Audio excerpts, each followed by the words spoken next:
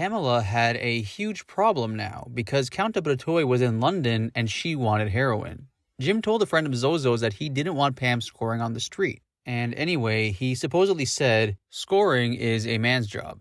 Around that time, a Paris match photographer saw a friend sitting with Jim at the Café de Fleur and said hello. A few minutes later, the friend came over to his table, explained that Jim Morrison wanted some heroin and did he know where they could find some. The upscale junk-using denizens of Paris usually ended up at the rock and roll Circus, very late at night. The Circus was a big discotheque on the Rue de Seine, modeled on the American electric ballrooms of the 60s. The walls were decorated with large murals of English rock stars and Jimi Hendrix dressed as clowns. The club was famous for Led Zeppelin having jammed there 2 years earlier, but now a somewhat sleazy reputation for the drug and sexual commerce in the dark downstairs bathrooms. Yet, it was often packed with French movie stars, and the new Chinese heroin, China White, was sold openly in the club's dark corners.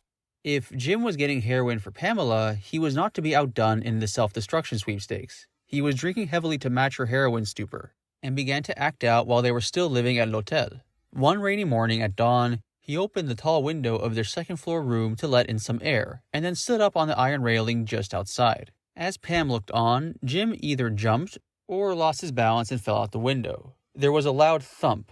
Pamela ran to the window and saw Jim sprawled on the roof of a parked car. When she got to the street, he was already whipping the muck off his suede jacket. She tried to get him to come up to bed so she could call a doctor, but Jim said he'd see her later and ran off to look for a drink.